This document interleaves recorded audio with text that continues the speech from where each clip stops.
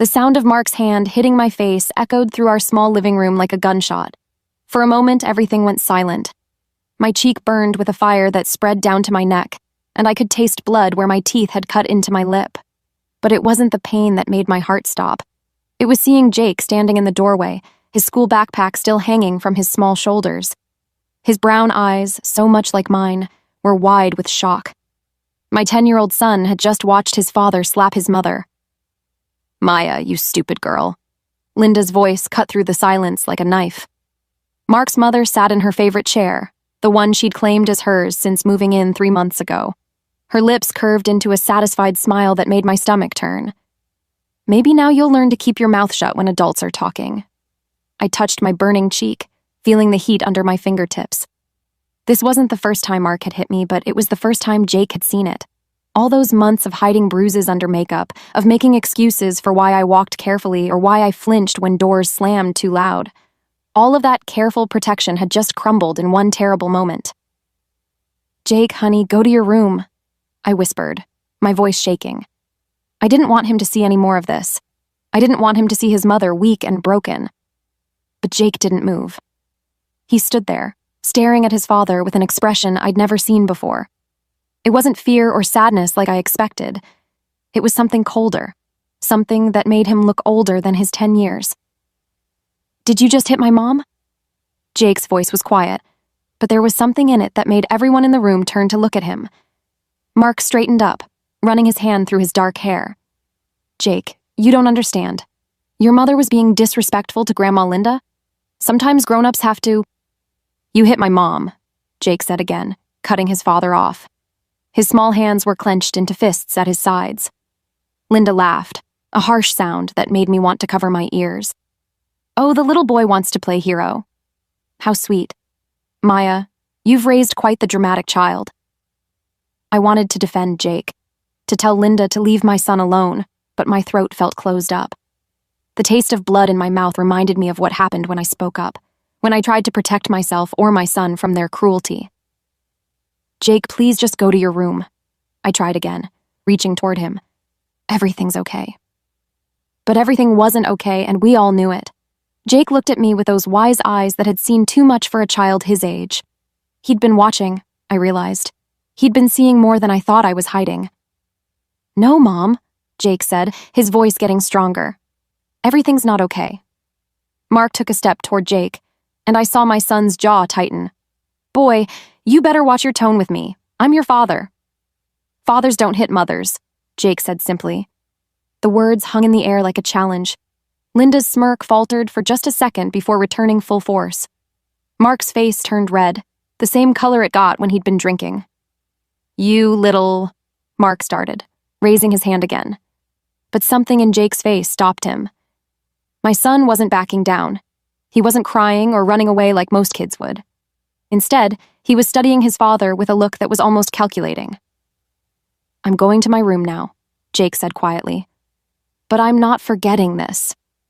He turned and walked away, his footsteps slow and deliberate on the wooden floor. I heard his bedroom door close with a soft click. Linda clapped her hands together, delighted. "Well, that was entertaining. Maya, you really need to teach that boy some respect." But I wasn't listening to Linda anymore. I was thinking about the look in Jake's eyes. It wasn't the look of a scared little boy. It was the look of someone making a plan. And somehow that scared me more than Mark's anger ever had. I remember the first time I met Mark like it was yesterday. I was 24, working at the same bakery where I still work now, and he came in every morning for coffee and a blueberry muffin. He had this smile that made my heart skip, and he always asked about my day like he really cared about the answer. "You're too pretty to be working so hard," he'd say, leaning against the counter while I packed his order. "Someone should be taking care of you." Back then, those words felt like a promise. Now I know they were a warning. Mark was different in those early days. He brought me flowers for no reason and held doors open for me.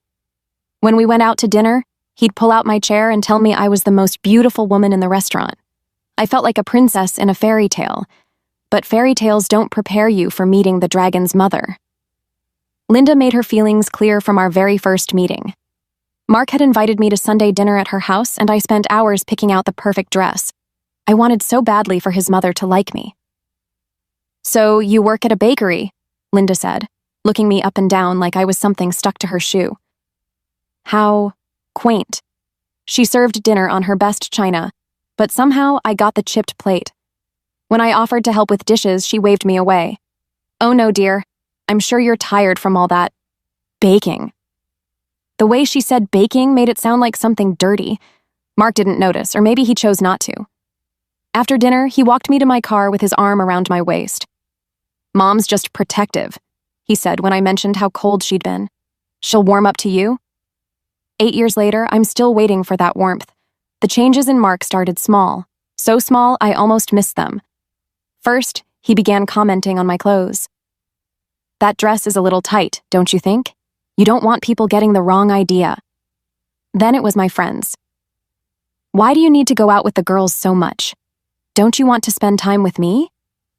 One by one, my friendships faded away. It was easier than fighting about them. Easier than explaining why I couldn't go to birthday parties or girls' nights anymore. After we got married, Linda's visits became more frequent. She'd show up unannounced and rearrange my kitchen cabinets. This is how Mark likes things organized, she'd say, moving my dishes to shelves I couldn't reach without a step stool. When Jake was born, I thought things might get better. I thought becoming a grandmother would soften Linda's heart. Instead, it gave her new ammunition. The baby's crying again, she'd tell Mark when she visited. Maya must not be feeding him enough. Jake's clothes are wrinkled. Doesn't Maya know how to iron? That child needs more discipline. Maya's too soft with him. Mark started repeating her criticisms. Mom's right, Maya. You need to try harder. Try harder. Those 2 words became the soundtrack of my life. Try harder to keep the house clean. Try harder to make better dinners. Try harder to be the wife and mother they expected me to be. The first time Mark yelled at me, Jake was 3 years old. I'd burned dinner because Jake had fallen and scraped his knee, and I was busy cleaning his wound and kissing it better. This is garbage, Mark shouted, throwing his plate in the sink so hard it cracked. My mother never served my father burned food. I apologized and made him a sandwich, my hands shaking as I spread the peanut butter. Jake watched from his high chair, his little face serious and worried. That night, I called my sister in California. I think I made a mistake, I whispered into the phone after Mark fell asleep. Marriage is hard work, she said. You just need to communicate better. So I tried harder. I always tried harder. The yelling became normal. The criticism became daily. And slowly, so slowly I didn't notice it happening, I began to believe that maybe they were right. Maybe I wasn't good enough. Maybe I did need to try harder. Maybe I deserved what was coming. Everything changed the day Mark lost his job. I was frosting cupcakes at the bakery when my phone buzzed with his text. Got fired, don't ask questions. I knew better than to ask questions anyway. Mark didn't like explaining himself, especially when things went wrong, but I could feel the storm coming even before I got home that evening. He was sitting at the kitchen table with an empty beer bottle in front of him, staring at nothing.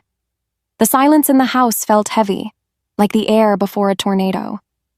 How was work? I asked carefully, setting down my purse. There is no work, he said without looking at me. Thanks to some lies from jealous coworkers. I wanted to ask what happened, but the way his jaw was clenched told me to stay quiet. Instead, I started making dinner, moving around the kitchen as softly as possible. That's when Linda announced she was moving in. It's just temporary, she said, standing in our doorway with 2 suitcases and a satisfied smile. Until Mark gets back on his feet. A man needs his family during hard times. She moved into our spare room, the one I'd been hoping to turn into a craft space someday. Within a week, she'd taken over the entire house. Maya, you're using too much detergent, she'd say, redoing the laundry I'd just finished. No wonder our electric bill is so high. Maya, Jake's lunch isn't nutritious enough. When I raised Mark, I made sure he had proper meals. Maya, this house is a mess. How can Mark focus on finding work when he comes home to chaos? Mark started drinking more. 1 beer became 3, then 5. He'd sit in his chair after dinner, getting angrier with each bottle. And Linda would sit across from him, feeding his anger like kindling to a fire. You know, son, when your father lost his job back in '89, I made sure he didn't have to worry about anything at home, she'd say, glancing at me. A man needs peace in his own house. You're right, Mom, Mark would agree, his words getting sloppier. A man shouldn't have to come home to problems. I became the problem. If Jake left toys in the living room, it was my fault for not teaching him to clean up. If dinner was 5 minutes late, it was my fault for poor time management. If the bills were tight, it was my fault for not being more careful with money. The worst part was discovering that Mark had been sharing our private moments with Linda. Things I'd told him in confidence, fights we'd had behind closed doors, even details about our marriage that should have stayed between us. I found out by accident when I overheard Linda on the phone with her sister. "Oh yes, Maya's been giving Mark a hard time about money," Linda was saying, "and apparently she's not very affectionate anymore, if you know what I mean. Poor Mark is under so much stress." My face burned with shame and anger. Those were things I'd shared with Mark during our most vulnerable moments, when I was trying to explain why I felt distant, why I was struggling. He'd listened and nodded and promised to understand. Then he'd run straight to his mother with every word. I tried to talk to my old friend Jessica about it when she called one evening. But Mark was listening from the kitchen, and later that night he cornered me. "What did you tell Jessica about us?" he demanded, his breath heavy with beer. "Nothing. Don't lie to me, Maya. I heard you complaining about money, making me look bad to your friends." "I wasn't making you look bad, You were just what? Running your mouth about our private business?" Linda appeared in the doorway, drawn by the raised voices. "What's all this noise about?" "Maya's been talking to her friends about our problems," Mark said, like I was a child tattling on the playground. Linda shook her head sadly. "Maya, that's very disloyal. A wife should protect her husband's reputation, not damage it." I stopped calling Jessica after that.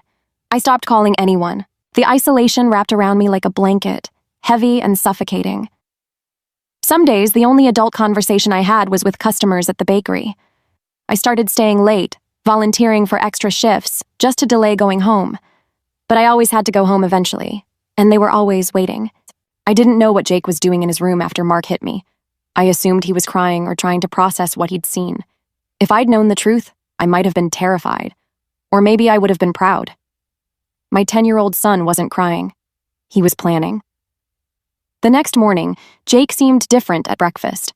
Calmer somehow, like he'd made an important decision. He ate his cereal quietly while Mark read job listings on his phone, and Linda criticized the way I'd made the coffee. "This tastes weak, Maya," Linda said, pushing her cup away.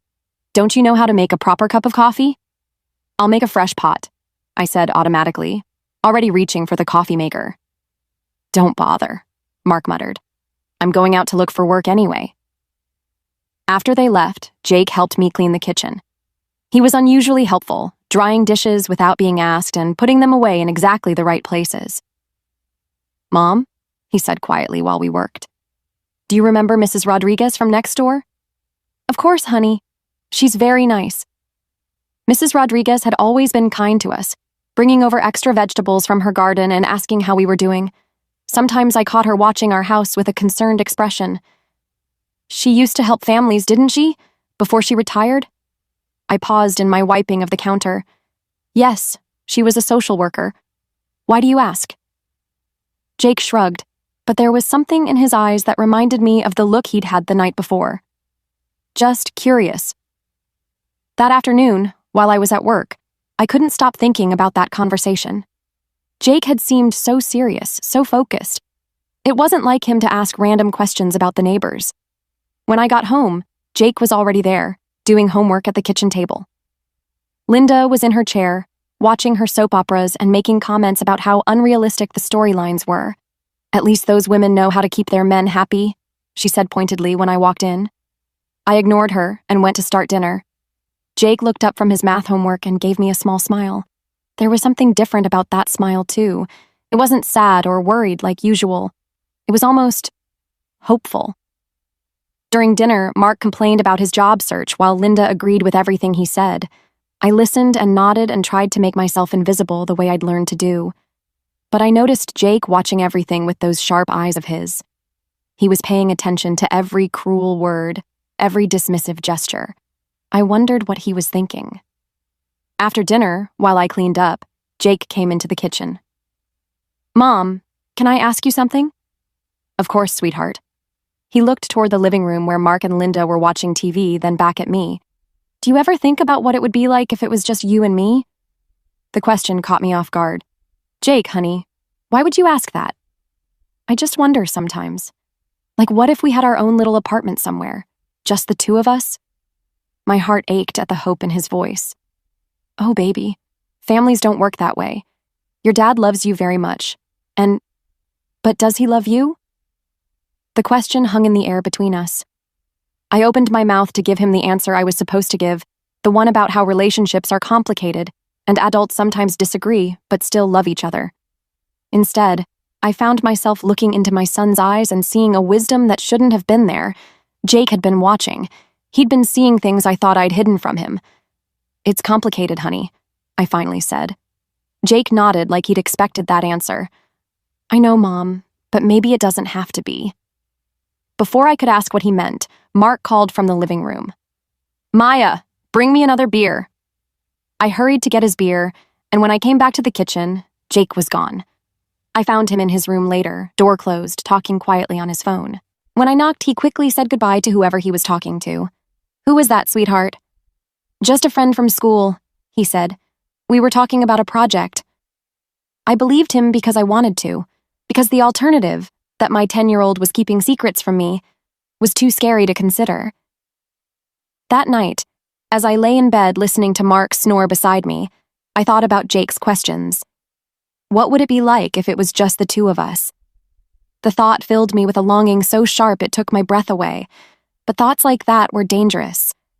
They led to hope, and hope led to disappointment.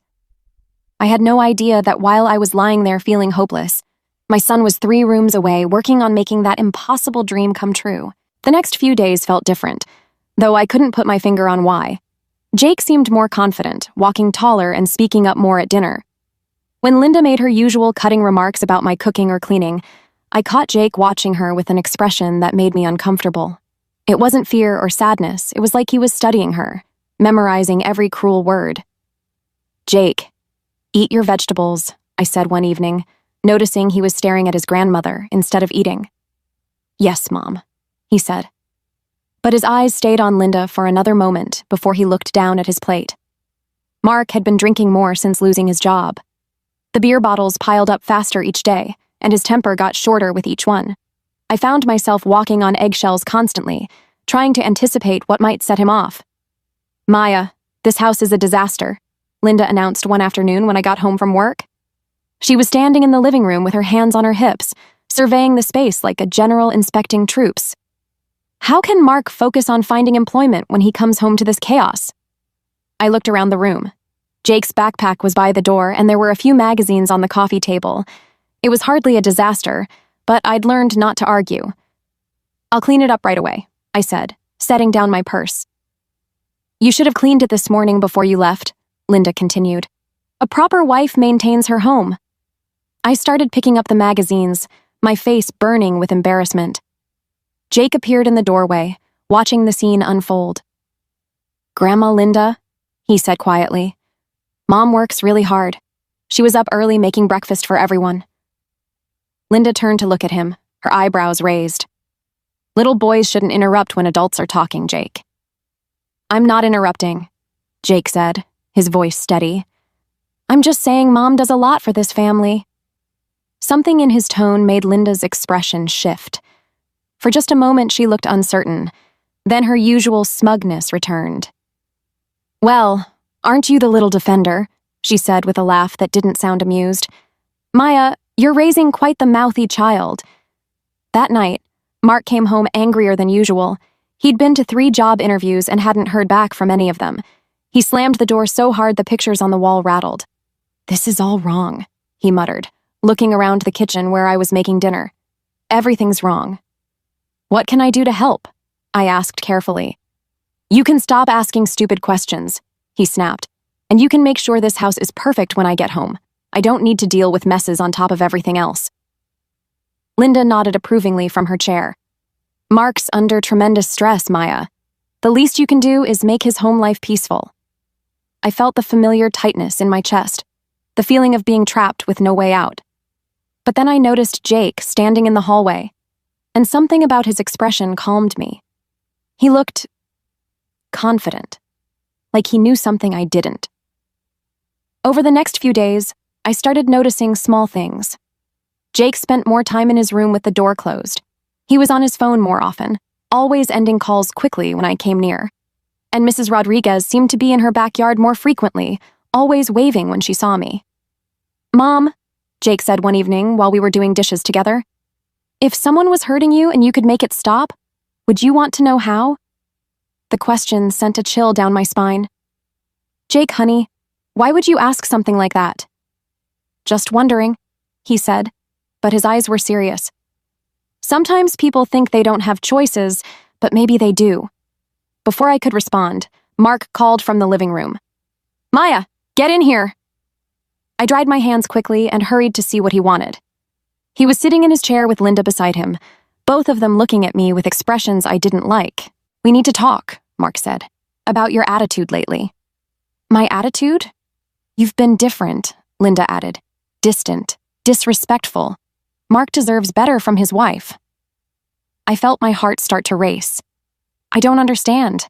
I've been trying to—" "You've been trying to what?" Mark's voice was getting louder. "Because, from where I'm sitting, it looks like you think you're too good for this family." I could see Jake in the hallway again, watching. But this time, instead of looking scared, he looked ready. Ready for what, I had no idea. The explosion came 3 days later on a Tuesday evening that started like any other nightmare. Mark had been drinking since noon, celebrating what he called a promising job interview that I suspected had gone badly. Linda sat in her chair like a queen on her throne, stirring the pot with every word that came out of her mouth. "You know, Mark, I've been thinking," she said, her voice dripping with false concern. "Maya's been very disrespectful lately, very ungrateful for everything you provide." I was making dinner, trying to stay invisible, but I could feel the tension building like pressure in a kettle about to whistle. "You're right, Mom," Mark slurred, his words thick with beer. "I work my ass off for this family, and what do I get? Attitude." "I haven't given you any attitude," I said quietly, immediately regretting the words. Mark's head snapped up. "What did you just say?" My hands trembled as I stirred the pasta sauce. "Nothing, I just meant—" "No, you said something." Mark stood up, swaying slightly. "You contradicted me, in front of my mother." Linda's smile was sharp as a knife. "See what I mean, son? No respect at all." "Mark, please," I whispered. "Jake will be home from his friend's house soon. Let's not—" "Don't tell me what to do in my own house!" Mark's voice exploded through the kitchen. That's when I heard the front door open. Jake's voice called out, "I'm home!" And my heart sank. Not again. Please, not in front of Jake again. But Jake appeared in the kitchen doorway, and something was different about him. He wasn't surprised by the scene. He looked prepared. "Maya thinks she can run this house," Mark continued, his voice getting louder. "Thinks she can tell me what to do." "That's not what I—" "Shut up!" Mark roared, and his hand flew toward my face. But this time, I saw it coming. This time, I tried to duck. His palm caught me across the cheek anyway, harder than before. The force of it sent me stumbling backward into the counter. Pain exploded across my face and I tasted blood. Linda clapped her hands together like she was watching a show. Finally! Maybe now she'll learn some respect. That's when Jake stepped forward. "Stop," he said, his voice clear and strong. Mark turned to look at his son, his face red with anger and alcohol. "What did you say to me, boy?" I said stop. Jake reached into his backpack and pulled out a small recording device. "Because everything you just did is being recorded, and it's already been sent to the police." The room went completely silent. Mark stared at the device in Jake's hand like it was a snake about to strike. "What the hell is that?" Mark demanded. "It's evidence," Jake said calmly, "of you hitting Mom, of Grandma Linda encouraging you, of all the times you've hurt her when you thought no one was watching." Linda's smug expression melted off her face. "You little—" "I have pictures too," Jake continued, his voice never wavering. "Of Mom's bruises, videos of you yelling at her, recordings of Grandma Linda being mean to her every single day." Mark lunged toward Jake, but my son was ready. He stepped back and held up his phone. "Mrs. Rodriguez has copies of everything," Jake said. And she's already called the police. They should be here any minute. As if summoned by his words, we heard the sound of sirens in the distance, getting closer. Mark's face went white. You called the police? On your own father? I called them on someone who hits my mom, Jake said simply. Linda jumped up from her chair. This is ridiculous. Mark, do something. But Mark was staring at Jake with a mixture of shock and something that might have been fear. How long have you been recording us? 3 months, Jake said. Ever since Grandma Linda moved in and things got worse. The sirens were getting louder now. Through the kitchen window, I could see red and blue lights flashing. I looked at my 10-year-old son standing there with his shoulders straight and his chin up, and felt something I hadn't felt in years. Hope. My little boy had saved us both. The police officers who came to our door were gentle but thorough. Officer Martinez, a woman with kind eyes, sat with me at the kitchen table while her partner talked to Mark and Linda in the living room. Jake stayed close to my side, his small hand holding mine. Mrs. Thompson, we need to document your injuries, Officer Martinez said softly. And we'll need to see the evidence your son collected. My face was swollen where Mark had hit me, and there was a cut on my lip that had started bleeding again. As the officer took pictures, I felt embarrassed and ashamed, but Jake squeezed my hand. You don't have to be embarrassed, Mom, he whispered. You didn't do anything wrong. Mrs. Rodriguez appeared at our door with a folder full of printed photos and a USB drive. I have everything here, she told Officer Martinez. This brave boy has been documenting abuse for months. When the officers saw Jake's evidence, their expressions grew serious. There were photos of bruises on my arms and back that I thought I'd hidden well, videos of Mark screaming at me while I cowered in the corner, recordings of Linda's cruel words and Mark's threats. This is very thorough documentation, Officer Martinez told Jake. You did exactly the right thing. Mark was arrested that night. As they put handcuffs on him, he looked at Jake with an expression I'd never seen before. Not anger, but something like respect mixed with disbelief. I can't believe my own son turned me in, he said quietly. I can't believe my own father hit my mom, Jake replied, his voice steady. Linda packed her bags that same night. Before she left, she stood in our doorway one last time, her face twisted with anger. You've ruined this family, Maya, she spat. Mark was a good man before you poisoned him against me.